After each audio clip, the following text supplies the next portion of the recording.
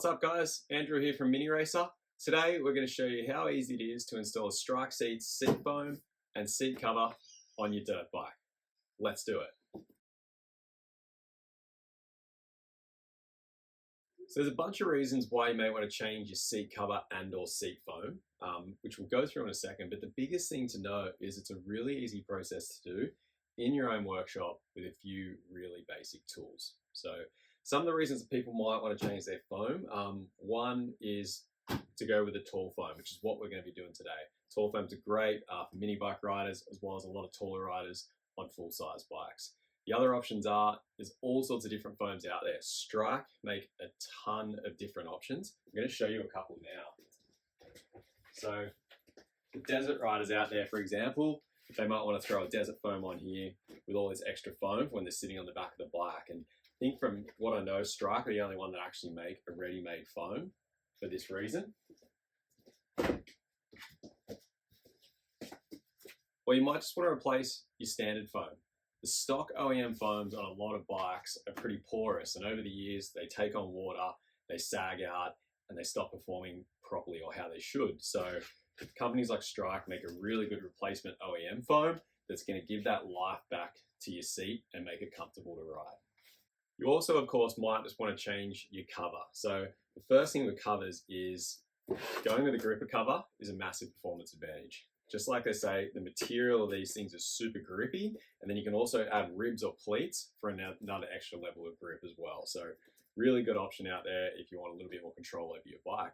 But then of course, when you do that, you've got a bunch of different colors and options to choose from. So Strikeseats in particular are phenomenal in this way, and that's one of the main reasons we work with these guys all the time, is they have a massive range of stocked colorways for pretty much every model you can imagine on their website. So we always know we can get what we need for them pretty much no matter what. But the best thing is, if they don't, if we want to do something super crazy, they'll do a custom for us, and the turnaround's usually around a week. It's super quick. So if you want to go one color panel, maybe a dipped look, a different color top, if you want to get all your ribs in different colors, maybe add a patch with your bike brand, or maybe even your riding number, they can do all that and more. So if you're thinking you want something out of the box, check them out. They make it all in-house, so it's super quick turnaround. And yeah, we really truly love the product, both in terms of the quality and the service and turnaround. So as we mentioned before, changing your foam and cover is a pretty basic process, just with some basic tools you got in your workshop. What you're going to need: flat blade screwdriver and a pair of pliers just to take the staples out of your OEM seat and get your cover off. We recommend a little bit of multi-purpose contact adhesive, some sort of glue like this. The main things are it's high temp and it's water resistant. Just allows you to attach the foam to the base. We'll talk about that more in a moment when we rip in. And finally, of course, you need a way to staple the cover to the base. So a staple gun of some sort is needed. We use an air compressed staple gun. We've got the air set up here. It's really easy and powerful, does the job super well. But you don't need it to get this job done. So a lot of people might have an electric staple gun, or you might want to pick one up from Bunnings. I think they're pretty cheap, like sort of maybe $80. So they're a good thing to have around the workshop in the future. Or you can just use your trusty old handheld staple gun. When you view these heaps, they 100% do the job just nicely. Okay, so time to install our seat foam and cover. So we've actually jumped a step here and quickly already removed the foam and cover off this seat base, but it's a really simple process. It really is just grab your flat blade screwdriver, pop the staples out. Sometimes you need to use the pliers as well. Probably take you 5 minutes and tear off your stock foam. Sometimes some of that glue will leave just a little bit of foam left over, and we'll just use a fingernail or maybe a knife to just scrape it clean. So super quick process, and that'll get us ready to go. So before we do install, we're just going to quickly show you what we're doing here. So today we've got a CRF 110 seat setup, and this was a stock foam that came off it, which is the standard size. And then we've gone for a tall foam on this bike, which will just flatten out that seat and open up the rider triangle for the adult rider. But what we just thought we'd quickly show you too, is you can see the difference there between the density and the quality of that Strikeseats foam versus the OEM foam, which is starting to get pretty haggard, and it's not that old either. So something to keep in mind. So the first things to do is just position your foam on your seat base. So Strikeseats use OEM bases and foams to build all of their aftermarket foams. So the fit is always really good. So you can see here, that just locates nicely. But what we're going to do is, just to be sure it doesn't go anywhere, we're just going to hit it with a little bit of contact adhesive and pop that back on and add a little bit of pressure. Nothing major, you don't need to glue the whole thing down, just helps it seat nicely and will assist when you put that cover on. All right, now it gets fun. It's always nice unpacking a fresh gripper seat cover, especially custom. So this is on a pretty cool build we're doing. So the guys at Strike did us a full black cover with that fluoro yellow, highlighter yellow, whatever you want to call it, rib, which is super trick. So got a mini racer patches on it as well.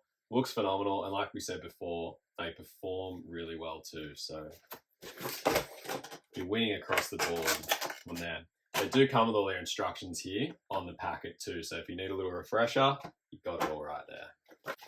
So first thing we do, got our foam located. Just get your cover.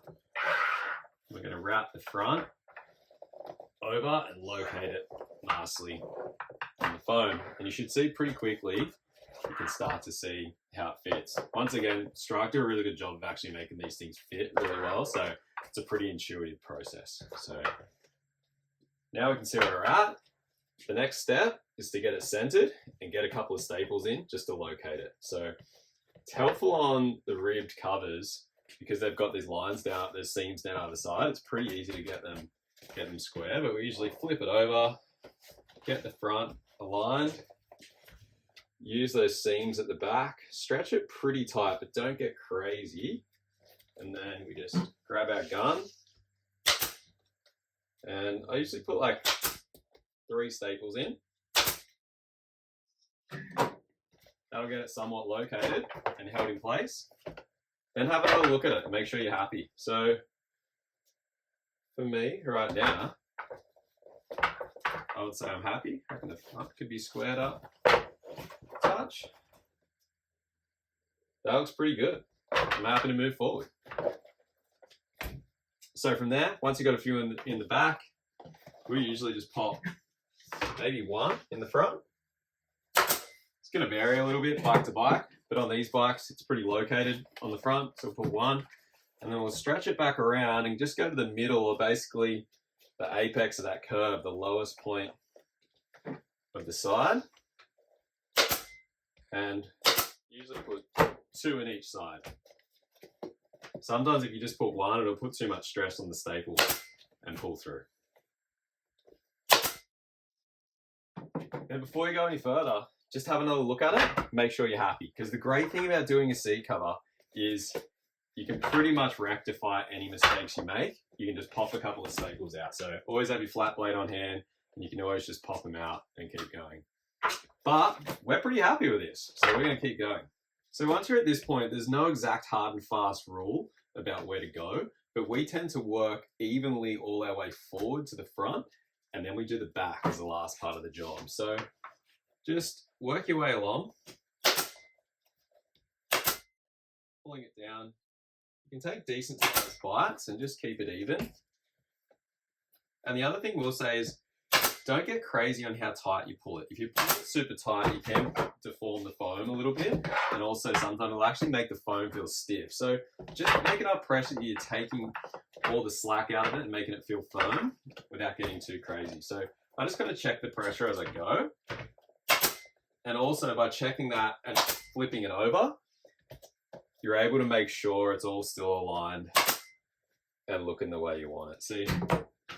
To be honest, that was a bit too tight and it pulled the foam a little bit funny. So I'll just pull it out and go again. No stress. It's better. Okay, so keep working my way along, like so. Check out the tension. Sometimes around the front here, it needs a little bit more tension-wise.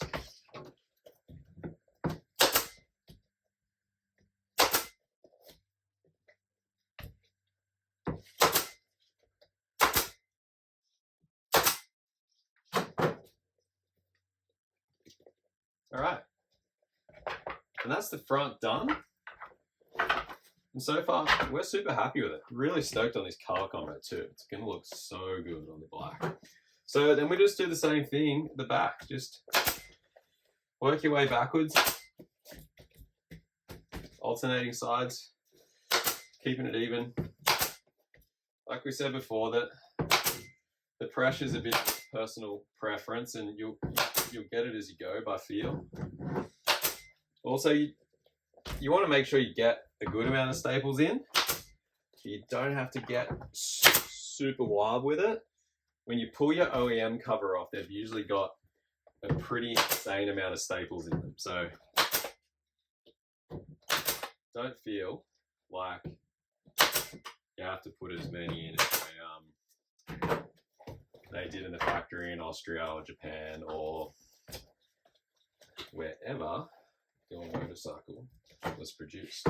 All right, so your seat cover's on, your foam's on, it's looking great. There's only one more small step to take here, and that's sometimes just to give it a bit of a clean up underneath. So our rule of thumb here, and we didn't mention this at the start, but a pair of scissors and a Stanley knife is helpful, is we try to trim it, but you know, don't get too crazy because you never know. You might want to take it off in the future, and I don't know, a little bit of extra materials, not the worst thing in the world as long as it's not interfering with how the seat actually mounts. So we will just kind of run around usually with the scissors and trim it up. And the good thing is if you go to put it on the bike and you do feel like it needs to be trimmed a bit more, you can just trim it more. It's no stress, but you try to just give those staples a little bit of breathing room, a little bit of material on the backside of them to hold nice and steady and tight. So for us, that's about all we're going to trim this guy. And we are pretty damn stoked on our fresh Strikeseats tall foam and cover. Can't wait to get it on. So there we have it, our fresh new seat ready to go on this new build that we've got going on. We're really, really stoked on how good this looks. Every time we do one of these, we're blown away by how good they look. But the biggest thing that we wanted to show you guys today is just how easy it is to do. So whether you just want to freshen up your OEM foam and make it feel good again, whether you've got a crazy color or an aesthetic in mind, you want to go tall foam, you want to set up for desert, anything like that, it's a really easy process to do. And we'd recommend, if you're going to do it, hit the guys up at Strikeseats, jump on their website. Like we said, heaps of foams, heaps of covers. And if you want something out there, they'll sort that out too. Thanks for watching. Happy riding.